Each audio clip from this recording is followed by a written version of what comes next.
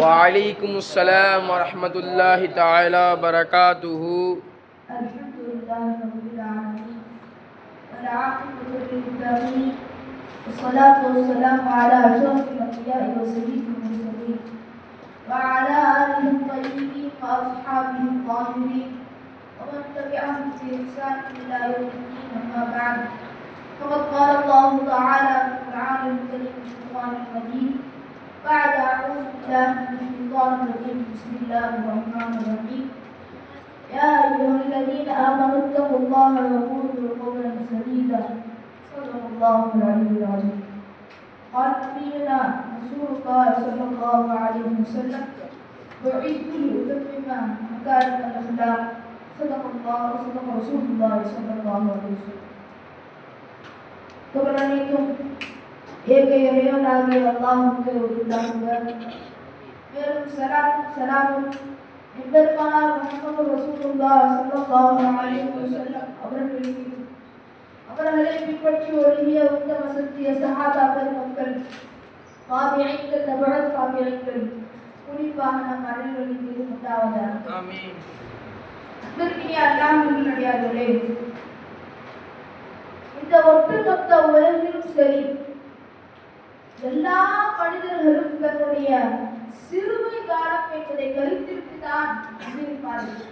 அது ஆதாரப்பட்ட மோடியாக இருந்தாலும் சரி, அல்லது மாபெரும் பரிவுள்ளார்களாக இருந்தாலும் சரி, ஆதம் அலைஹிஸ்ஸலாம், ஹவ்வா அலைஹிஸ்ஸலாம் தவிர்த்து அது கருத்தவந்த அனைவரும் சிறு வயது என்பதை சந்திக்காமல் வந்ததே கிடையாது. அப்படி வந்த அந்த சிறு வயதிலிருந்தே அம்மனிதனை எப்படியெல்லாம் திருத்த வேண்டும், அம்மனிதனை எப்படியெல்லாம் திருத்த வேண்டும் என்பதை பற்றி தான் உங்களுக்கு முன் பேசுவது. பொதுவாகவே ஒரு சிறுவ பிள்ளை இருக்காங்க சொன்னாங்க, அவங்கள 1 வயசுல இருந்து 7 வயது வரை 7 ஆண்டுகள் அவங்கள அது வரைக்கும் அவங்க எந்த ஒரு கஷ்டமும் இல்லாமல் பாசமா வளர்க்கணும். அதற்கு 7 வயது பின்னாடியிலிருந்து அந்த குழந்தையை, அந்த சிறுவரை என்ன செய்யணும், 7 வயதிலிருந்து 14 வயது வரைக்கும் அவருடைய அந்த சிறு பிள்ளையுடைய ஒவ்வொரு செயலையும் நமக்கு ஆசிரியர்கள் கவனிப்பது என்பது அவசியமாக இருக்கு.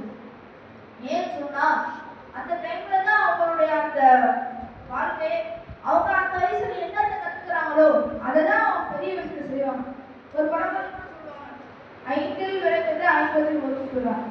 அது போன்ற அந்த சின்ன வயசுல அவன் அந்த 7 வயசுக்கு அந்த இடைப்பட்ட காலங்கள் அவன் கற்றுக்கொண்ட விஷயம்தான் அவன் எவ்வளவு பெரிய வயசானாலும் சரி, 50 வயசானாலும் சரி, 60 வயசு கிழவரானாலும் சரி, அந்த பழக்கம் தான் அவனுக்கு பிடிக்கும். இப்ப என்ன செய்யணும், அந்த வயதிலிருந்தே அவனை கொஞ்சம் கொஞ்சமாக நிஷ்டாத்தினுடைய பாதையில் அவனை திருப்புவது, அவனை சீர்திருத்துவது என்பது ஒவ்வொரு தாய்மார்கள் மீதும் தந்தைமார்கள் மீது கடமையாக இருக்கும்.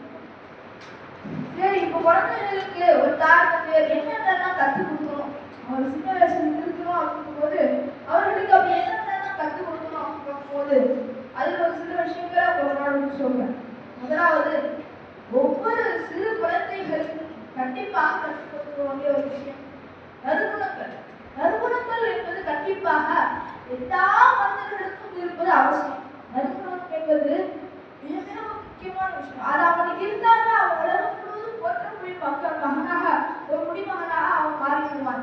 அதுதான் அது அவன் நற்குணம் அவனுக்கு இருந்தால் அவனுக்கு நீங்க இது செய்ய அது செய்ய நல்ல விஷயங்களை நீங்க ஏவ தேவை, அவனே நல்ல விஷயங்களை செய்வான். அது நேரம் தொழில் கங்கா துணிப்பா நீங்க அவன் ஏவ தேவையே இல்லை. அவனே அந்த நற்குணங்களை அவர்களுக்கு நீங்க கற்றுக் கொடுத்து விட்டால் அவன் நல்ல சந்தோஷமாக வைத்துக் கொள்வான். அப்போ ஒரு பெற்றோர்கள் தன்னுடைய பிள்ளைகளுக்கு கற்றுக் கொடுக்க வேண்டிய ஒரு முக்கியமான விஷயம் என்பது இந்த நற்குணத்துல ஒன்றாக தான் இருக்கு. ஸல்லல்லாஹு அலைஹி வஸல்லம் ஒரு ஹதீஸ்ல சொல்லி காட்டுறாங்க, மாமின் ஷைஇன் அஸ்கரு மின் மீஸான் யௌமல் கியாமத்தி மின் ஹுஸ்னில் குல்க். இந்த ஹதீஸ் திருப்பியில பதிவு செய்யப்பட்டு அபூ தர்தா ரலியல்லாஹு அன்ஹு இருக்கிறாங்க, மனிதனுடைய எந்த ஒரு வஸ்துவுமே இல்லை, அவனுடைய அந்த முக்கியமான மனிதனுடைய வஸ்துவில அவனுடைய அந்த நறுமணங்கள் இருக்குது அல்லவா, அதுதான் அவனுக்கு மீசான்ல கனமாக இருக்கக்கூடியதாக இருக்குது என்பதாக ஸல்லல்லாஹு அலைஹி வஸல்லம் சொல்லி காட்டினாங்க. அப்ப அந்த நறுமணங்களை அவனுக்கு கற்றுக் கொடுத்தாலே போதும், அவனுக்கு அவன் மறுமையில கூட அவனுக்கு வெற்றி தான் அவனுக்கு கிடைக்கும்.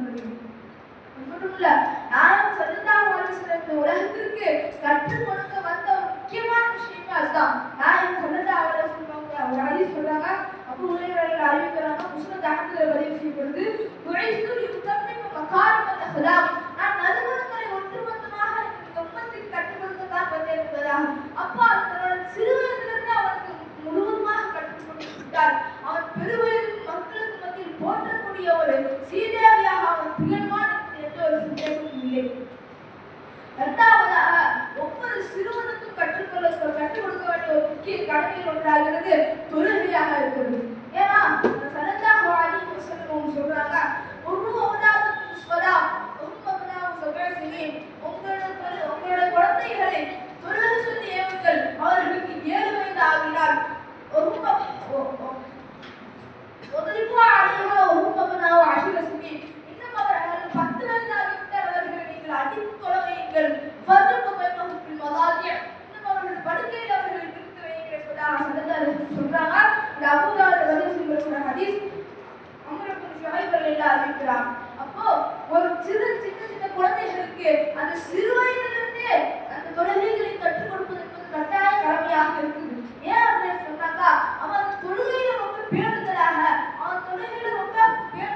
இருக்கிறான்னு சொன்னா அவன் அல்லாஹ்வுடைய பொருத்தத்துக்கு ஆளாக ஆகிறான்.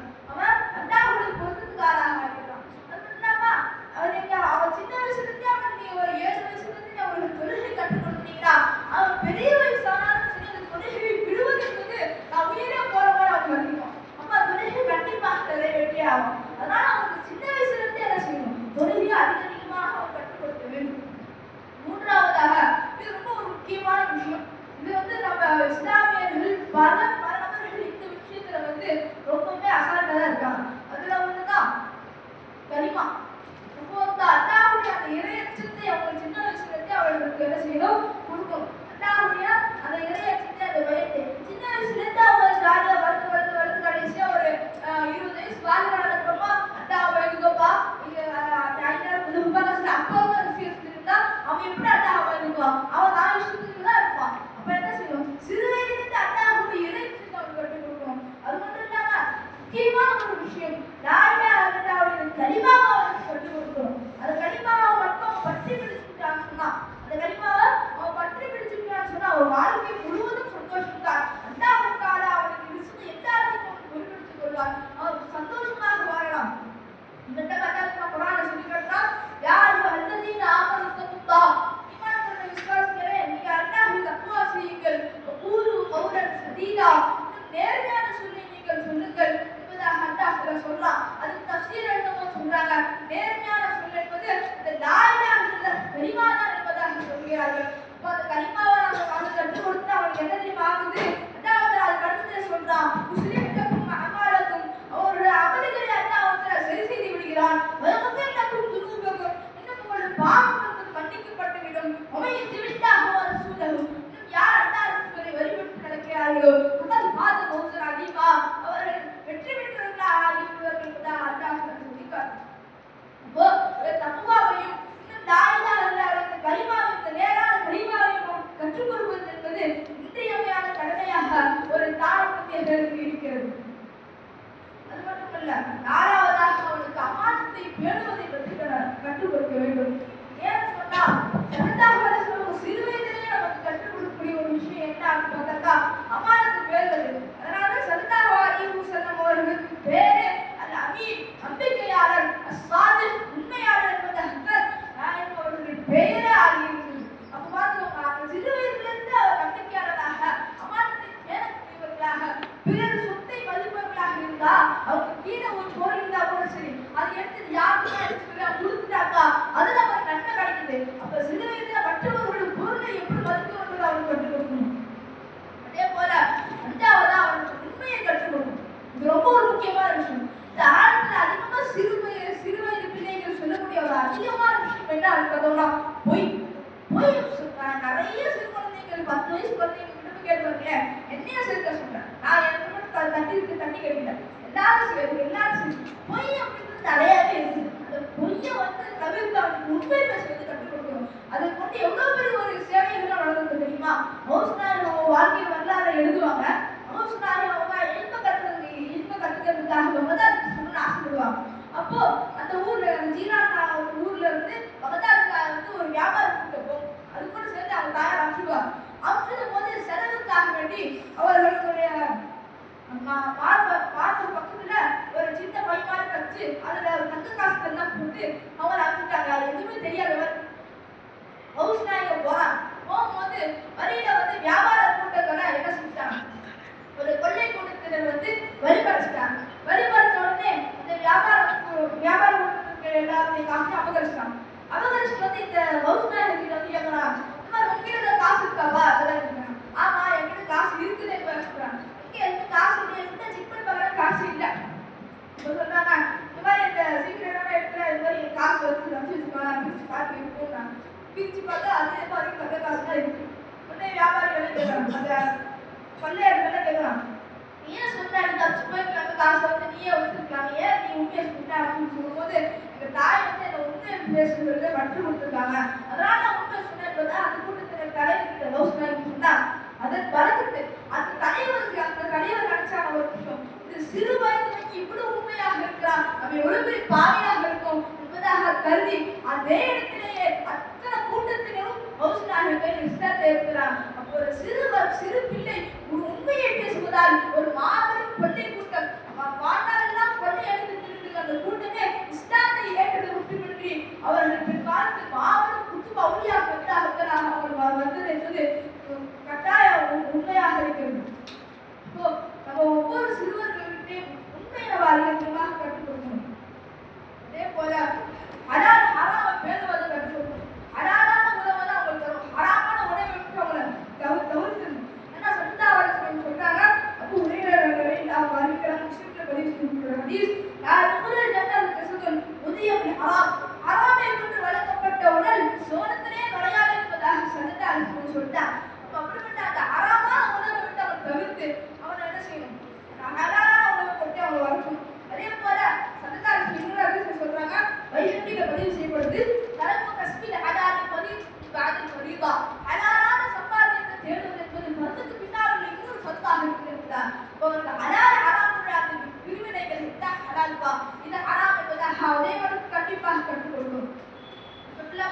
ஹராமான விஷயத்தை விட்டு அவனை தவிர்த்து விடணும். இந்த ஆளுங்க மாபெரும் தவறு, நிறைய ஹராமான விஷயங்களை தெரியாம உண்டான். அதெல்லாம் ஒரு முக்கியமான விஷயம் தான். இந்த ஸ்கூல்ல டான்ஸ் வருது, அதெல்லாம் சுத்தமா ஹராமான ஒரு விஷயம். ஆனா அதை ஜாலியா கொண்டு அது ஒரு ஃபேஷனா நினைக்கிற காலம் இருக்கலாம். ஆனா அதை விட்டு தவிர்க்கணும் அவனை. அதே போல வந்து இந்த பாடல்கள் அதுக்கப்புறமா இந்த மியூசிக் இதெல்லாம் வந்து சமுதாயம் சொல்றாங்க, அது ஜலசு மசாமின் ஷைத்தான், அந்த மணி இசை கருவியாக இருந்து சைத்தானுடைய மணியோசையாக சைத்தானுடைய இசை கருவி இருக்குதா, அதெல்லாம் சைத்தான் வழியெடுப்பதில் வந்து இந்த இசை கருவிகளை வச்சுதான் அதை வந்து இந்த பசங்களுக்கு ஃபேஷனா வாங்கி கொடுக்கறதுக்காக அந்த ஆளாயிருக்கு. இது போல ஹராமான விஷயங்களே அவங்க என்ன செய்யணும், தலைவர்களாக அதை விட்டு தவிர்க்கணும். இது போன்று நம்ம குழந்தைகளை உண்மையான குழந்தைகளாக அவர்களை உண்மை பேசக்கூடியவர்களாக முக்கியமான ஒரு விஷயம் சொல்லுவாங்க, இஸ்லாமிய கல்வி அவர்களுக்கு உண்மையான இஸ்லாமிய கல்வி அவர்களுக்கு கண்டிப்பாக கற்றுக் கொடுப்பது அவசியமா இருக்குது. ஏன்னா சட்டத்தாரர்கள் சொல்லிட்டாங்க, தரப்புகளை பதினெட்டு நாளா முஸ்லிமா இந்த வைஹக்கில பதிவு செய்யப்படுகிற ஹதீஸ். இப்ப இந்த ஹதீஸ்ல இருக்க ஒவ்வொரு வீட்டிலையும் சரி ஒரு ஆளுமாவது கண்டிப்பாக மிகுந்திருக்க வேண்டும். எனவே தன் குழந்தைகளை நல்ல ஒரு சாலிஹான பிள்ளைகளாக உண்மையான பிள்ளைகளாக ஆக்கக்கூடிய வாழ்ந்து நம் அனைவரும் சொல்லுங்கள். ஆமீன். வாஹிர் தஅவானா அல்ஹம்துலில்லாஹி ரப்பில் ஆலமீன்.